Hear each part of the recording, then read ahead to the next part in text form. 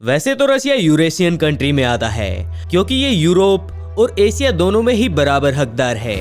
इसका 70% हिस्सा एशिया में, वहीं 23% यूरोप के क्षेत्र में आता है। अगर बात की जाए इसके यूरोपियन हिस्से की तो वो पूरे यूरोप का अकेले ही 40% है, जिसके चलते हम अंदाजा लगा सकते हैं कि इसका यूरोप में कितना दबदबा होगा। और पश्चिमी देशों और उनके मीडिया के अनुसार यूक्रेन पर कब्जा करना पुतिन का पर्सनल मिशन भी मान रहे हैं, जहां उनके अनुसार पुतिन कोल्ड वॉर की हिस्ट्री को फिर से रिपीट करना चाहते हैं। लेकिन इसे लिखने वाला रूस होगा, जहां हम ये भी कह सकते हैं कि अपने आप को सुपर पावर कहने वाला अमेरिका और नाटो रशियन आर्मी को रोकने की हिम्मत भी नहीं जुटा पा रहे हैं। जहां एक समय में बाइडेन रूस को यूक्रेन पर हमला करने का नतीजा भुगतने को तैयार कहने वाला शायद अब पीछे हटता नजर आ रहा है, क्योंकि अब अमेरिकी फौज यूक्रेन में रशियन आर्मी के खिलाफ नहीं जाएगी। वहीं यूक्रेन के राष्ट्रपति शायद धोखे के हालत में रह गए, जिसके चलते आज वो पूरी दुनिया को चिल्ला चिल्ला कर बता रहे हैं कि उन्हें अमेरिका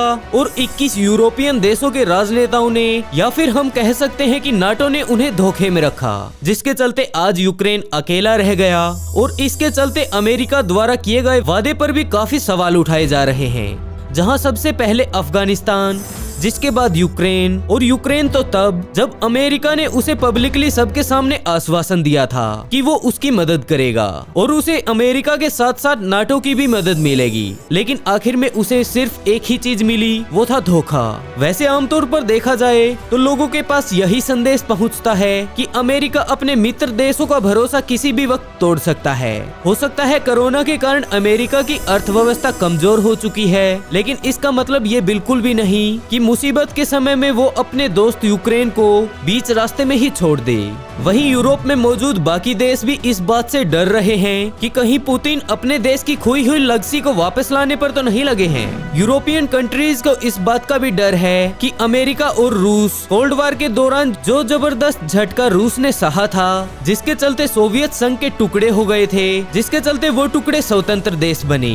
वैसे यूरोपियन काफी ज्यादा चालाक लीडर हैं, जिसके चलते उन्होंने सोवियत संघ से अलग हुए देशों को नाटो की सदस्यता भी दिलवा दी, ताकि भविष्य में भी वो उन्हें वापस अपने रशिया में ना जोड़ पाएं। लेकिन उन्होंने कभी शायद इस बारे में सोचा भी नहीं होगा कि सोवियत संघ का बंटवारा एक केजीबी अंडरकवर एजेंट के मन में हमेशा बना रहेगा, और वही अंडरकवर एजेंट एक दिन रशिया का प्रेसिडेंट बन गया। जहां आज हम व्लादिमीर पुतिन का सिर्फ मिशन ही नहीं, जबकि इसे उनका सपना भी कह सकते हैं, और वो है सोवियत संघ को अपनी पुरानी अहमियत दिलवाना, फिर से उन टूट चुके टुकड़ों को अपनी रशियन भूमि से मिलाना।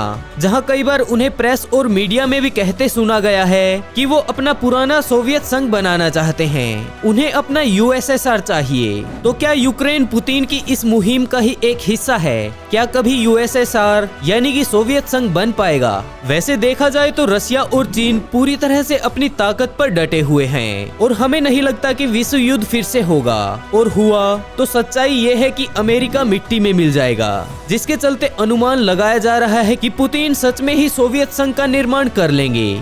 अमेरिका और नाटो भले ही रशिया से लड़ाई करेंगे, लेकिन उस समय तक बात काफी ज्यादा बदल चुकी होगी। उस समय तक चीन रूस के साथ ही होगा। वैसे देखा भी जाए तो चीन का कंपटीशन हमेशा से ही अमेरिका से लगा रहा है, और चीन अगर युद्ध में आया तो अगली वर्ल्ड वॉर तय है, जिसके चलते अमेरिका पूरी तरह से अकेला पड़ जाएगा। और अगर वो खत्म हुआ तो उसकी अर्थव्यवस्था अफ्रीकी देशों से भी ज्यादा गिर जाएगी, जिसके चलते लगता है कि यूक्रेन तो सिर्फ एक बहाना है, पुतिन को तो पूरा यूएसएसआर बनाना है।